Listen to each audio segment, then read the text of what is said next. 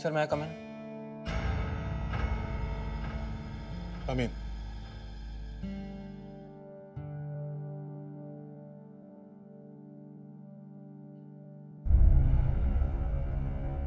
Strange, आज तो तुम बिल्कुल टाइम पर आए हो। यूं ही चुपचाप मेरे सामने खड़े रहने के लिए आए हो या कुछ बोलना है? सर वो एक्चुअली मैं आपसे सॉरी कहना चाहता हूँ। सॉरी? तुम सॉरी कहने के लिए आए हो? डॉक्टर जगत, तुमने ऐसा किया क्या है जो सॉरी बोलना पड़े? सर मैंने आपको मायूस किया है। आई नो कि मैं उतना अच्छा परफॉर्म नहीं कर पाया जिसकी उम्मीद आपको थी मुझसे, लेकिन सर बिलीव में जो कुछ भी हुआ उसमें मेरी कोई गलती नहीं थी। गलती नहीं थी, लेकिन अभी तो तुमने सॉरी कहा। सर वो सिचुएशन ही कुछ ऐसी हो गई थी कि मुझे तुरंत घर जाना पड़ा। सर मैंने आपको बताया था ना कि घर को या घर की प्रॉब्लम्स को काम से ज्यादा जरूरी समझते हो? सर हमेशा नहीं, लेकिन कभी कभी मजबूरियां आ जाती हैं। ना चाहते हुए भी काम को नजरअंदाज करना पड़ता है सर। तो तुम्हारा कहने का मतलब यह हुआ कि तुम्हारे प्रोफेशनल कमिटमेंट से ज्यादा इंपॉर्टेंट तुम्हारे पर्सनल कमिटमेंट्स हैं, और हम सभी को गर्दन हिलाकर तुम्हारी हाँ में हाँ मिलानी चाहिए। आखिर डॉक्टर जगत हैं, आप कुछ भी कर सकते हैं। इस इंस्टीट्यूट के रूल्स रेगुलेशंस आपके लिए नहीं बने हैं। आप तो अपनी मर्जी के मालिक हैं। सर मैं छुट्टियां मनाने या मौज मस्ती करने के लिए घर नहीं गया था। आपको बताया ना मैंने कि मेरी बड़ी मासी जी की तबीयत बहुत खराब थी। उनकी जिंदगी का सवाल था सर। मेरा उनके साथ रहना बहुत जरूरी था, और मुझे ऐसा लगता नहीं कि मैंने कोई बहुत बड़ी गलती की है, लेकिन फिर भी मैं आपसे सॉरी कह रहा हूँ, माफी मांग रहा हूँ आपसे। कोई एहसान नहीं कर रहे तुम मुझसे माफी मांगकर। डॉक्टर जगत, ये मत भूलो कि तुमने गलती की है और ये सॉरी उसके लिए है, लेकिन तुम्हारा एटीट्यूड देखकर ये लगता है कि तुम सिर्फ कहने के लिए कह रहे हो। अंदर से तुम्हें कोई अफसोस नहीं अपने किए का। मुझसे ये उम्मीद मत करना कि मैं ट्रस्टी को रिकमेंड करूंगा या रिक्वेस्ट करूंगा कि आपको एग्जाम में बैठने दिया जाए। No, not at all. मेरे एटीट्यूड की बात कर रहे हैं आप? सर आपका खुद का एटीट्यूड कौन सा करेक्ट है? आप यहाँ पे स्टूडेंट्स का करियर बनाने के लिए बैठे ना, इस तरह बनाएंगे आप? सर आप तो किसी की प्रॉब्लम, किसी की मजबूरी समझने को तैयार ही नहीं है। अपनी जिद में आकर इस तरह रिजिडली और रूडली बिहेव करके आप लोगों का करियर बर्बाद कर रहे हैं सर। बहुत बड़ी गलती हो गई मुझसे कि मैं आपसे मिलने चला आया। Total time waste, nothing else. Doctor Jagat, get out from here. जा रहा हूँ सर, जा रहा हूँ, वापस भी नहीं आऊंगा। एमएस का एग्जाम ही देना ना मुझे, उसके लिए दूसरा कॉलेज भी है। आपका एहसान नहीं चाहिए मुझे, और ना ही आपकी स्टूपिड एडवाइस की जरूरत है मुझे। इनफैक्ट मुझे एमएस करने की जरूरत है क्या? मैं क्वालिफाइड डॉक्टर, मेरे पास पैसे भी हैं। मैं खुद का अस्पताल भी बना सकता हूँ और दूसरों से बेहतर चलाकर दिखा भी सकता हूँ।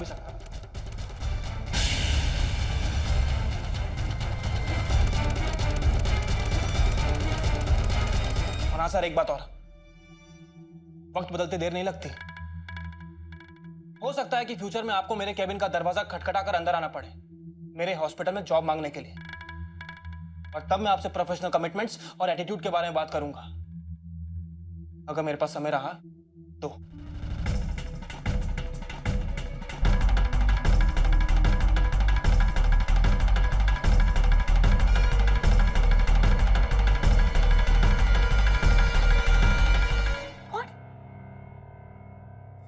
ये तुमने क्या किया है? तो और क्या करता गौरी, मैं उनके पैर में गिर जाता, भीख मांगता उनसे कि सर मुझे प्लीज माफ कर दीजिए, जिंदगी भर आपकी गुलामी करूंगा। ये सब मुझसे नहीं होता।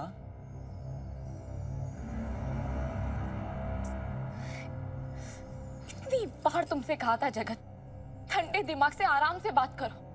यार तुम तो समझने की कोशिश ही नहीं।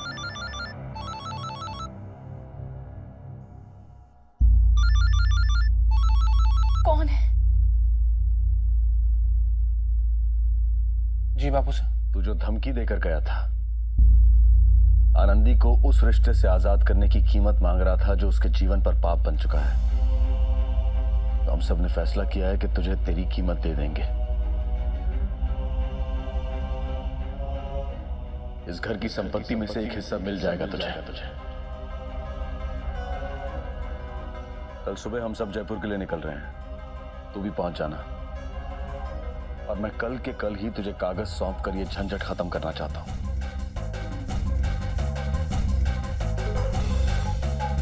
ताकि परसों कोर्ट की पेशी में तो कोई अड़चन न खड़ी करे। जी।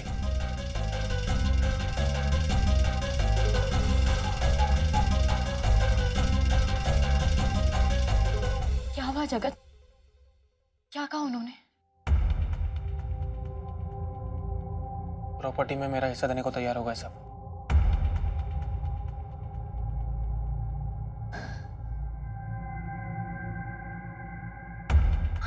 So happy जगत। अभी अभी तुमने एक बुरी खबर सुनाई थी ना, मगर देखो उसके पीछे पीछे इतनी अच्छी खबर भी आ गई। सच कहते हैं ना लोग कि दुख परेशानी ज्यादा दिन तक टिककर नहीं रहती।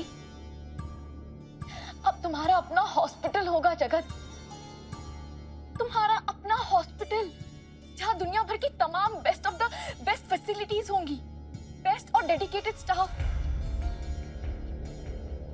ऐसे डॉक्टर्स जो जी जान लगाकर मरीजों को ट्रीट करें और उन्हें एक नई जिंदगी दे। तुम्हारा सपना पूरा होने वाला है जगत, बहुत जल्द। जगत मैं अभी आया, कुछ दिखाना है तुम्हें।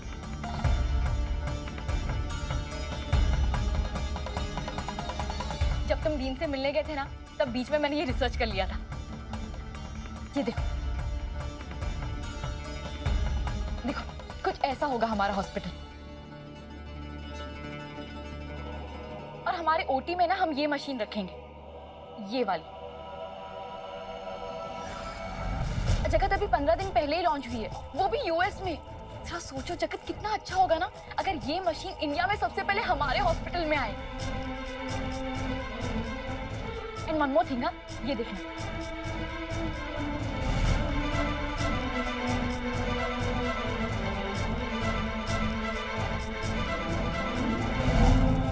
मैंने सिर्फ इक्विपमेंट ही नहीं, हमारे स्टाफ के यूनिफॉर्म की डिजाइन और कलर स्कीम के बारे में भी सोच रखा है।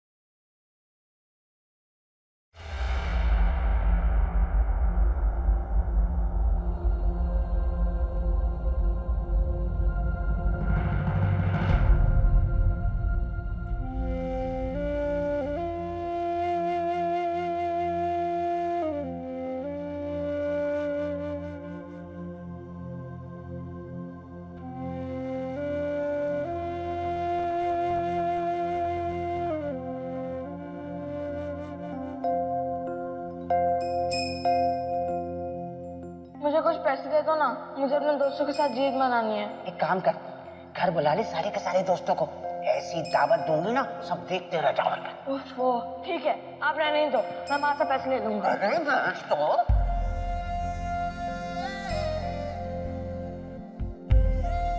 छोरा बड़ी जल्दी गर्मी खा जावे तू तो, हैं? अरे मैं तो मजाक कर रही थी, हैं? थारे मन की बात थारी दादी से अच्छा और कौन पढ़ सके है, बोल। देख, थारी दादी के रहते रहते और किसी से कुछ मांगने की जरूरत ना है। अपनी दादी के पास सोएगा, सोएगा ना? हाँ, देख इस घर में जो तुझसे सबसे ज्यादा प्यार करती है ना, वो मैं ही हूँ, थारी दादी। तू मेरा इकलौता पोता है, इस घर का चिराग है तू। सुबह उठकर थारी माँ और उसकी चुहिया जैसी बींदनी की ऐसी खबर लूंगी, देख लेना तो। पक्का ऐसा? अरे तो अब क्या कोरे कागज पे अंगूठा लगवाएगा?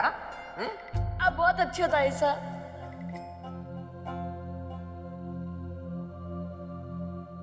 दिन भर हमारी गोद में बैठे रहे था तू, जब छोटा था। और सांची में तो बड़ा हो गया तू, हमेशा के लिए छोड़ के चलो गए अपनी दादी सा को।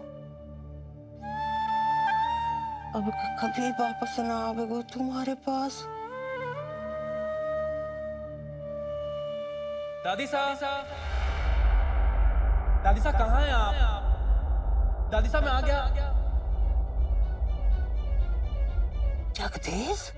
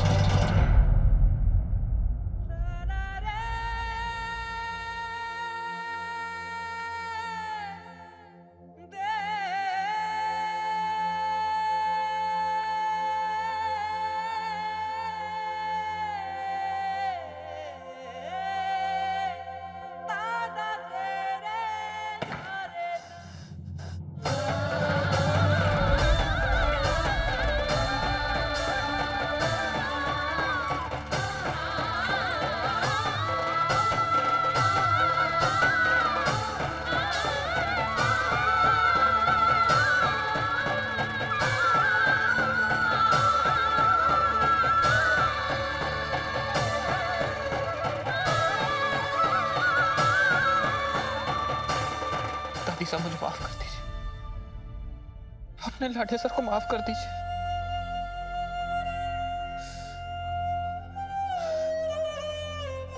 मैंने आपको बहुत रुलाया ना, आपका बहुत दिल दुखाया ना, लेकिन अब मुझे मेरी गलती का एहसास हो गया है। बहुत बड़ी भूल हो गई। मुझे कुछ नहीं चाहिए, ये प्रॉपर्टी कुछ नहीं चाहिए मुझे। मुझे बस मेरी दादी सा चाहिए, मेरा परिवार चाहिए। इसीलिए तो यहां आया हूं। सच दादी साहब, सब कुछ छोड़कर वापस चला आया आपके पास, हमेशा हमेशा के लिए। अब तो आप खुश है ना? आपका जगह वापस आ गया है।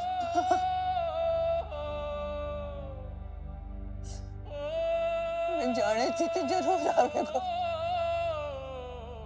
देवी माँ इतनी कठोर ना है कि मारी पीर कौन देखा कर देवे।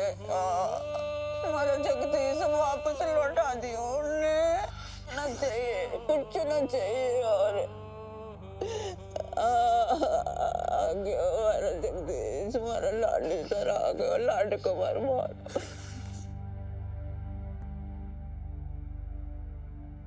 अरे वो आनंदी, अरे देख थारा जगह वापस आ गया। मैं कह रही थी ना जरूर आवेगा, आ गया। आके देख तो आनंदी।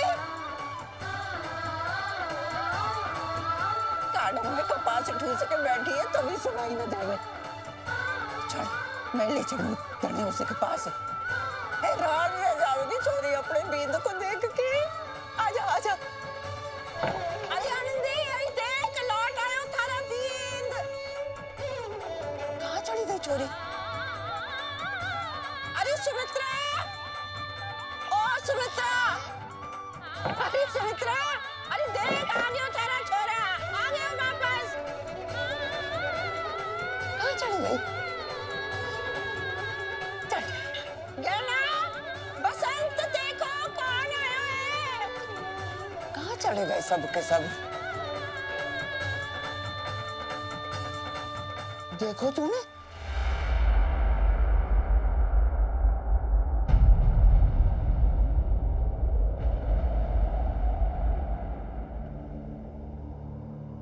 ना ना ना,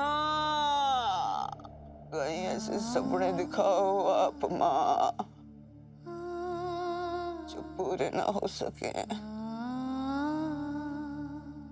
कहीं आंख में चोली खेलो आप हमारे संग।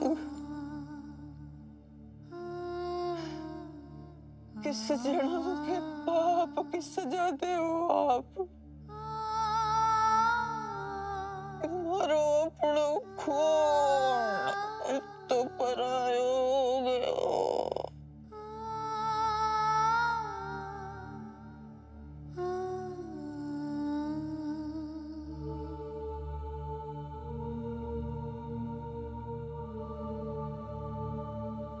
तो मुझे चाहिए। अब बाकी तो मैं हूं जिसने ऐसी संतान को जन्म दिया।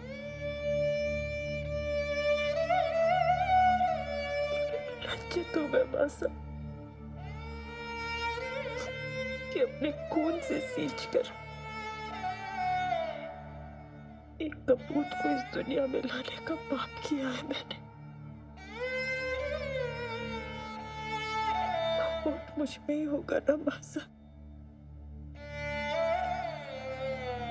तभी तो ईश्वर ने बेटे के नाम पर श्राप दिया मुझे और कहा जा जीवन भर अपने पाप की सजा भुगतती रहे और अपने साथ साथ अपने परिवार को भी दुख में तड़पता देखती रहे। सच कहूं मासा, कभी कभी जलन होती है आपसे। दो लायक बेटों की माँ है आप। ऐसे बेटे जिनके लिए उनकी माँ भगवान से कम ना है। मेरी औलाद, इसे औलाद कहते हुए भी ज़बान काटती है मेरी, शर्माती है बस।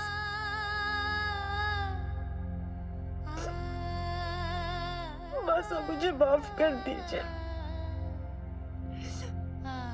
माफ कर दीजिए मुझे कि आपके परिवार को ऐसी नालायक औलाद दी है मैंने। माफ कर दीजिए बस।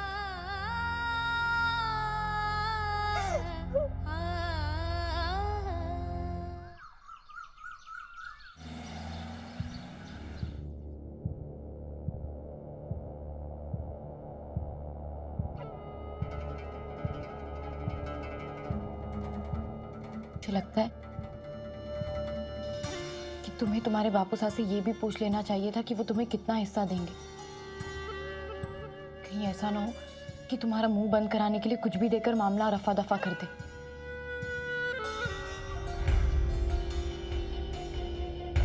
यानी जितना हिस्सा लीगली तुम्हें मिलना चाहिए मिलेगा भी कि नहीं। Stop it Gauri.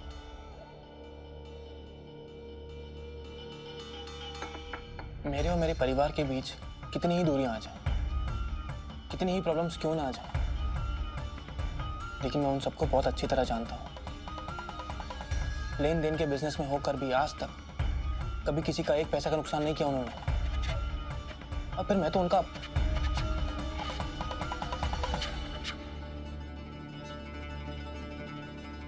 I know मेरे साथ किसी भी तरह की कोई बेईमानी नहीं होगी। दादी साहब स्ट्रिक्ट हैं लेकिन अनफेयर नहीं है। इस मामले में मेरे साथ कुछ गलत नहीं करेंगे वो लोग।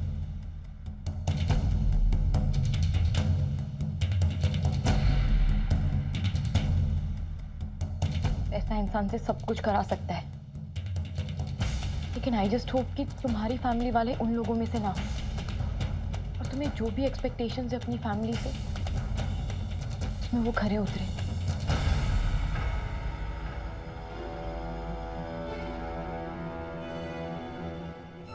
जब मन की आकांक्षाएं मनुष्य की महत्वाकांक्षाएं बन जाती हैं तो व्यक्ति अनुचित का चुनाव करने में संकोच नहीं करता। इसका प्रतिकार यथार्थ को स्वीकार कर लेने से ही संभव है।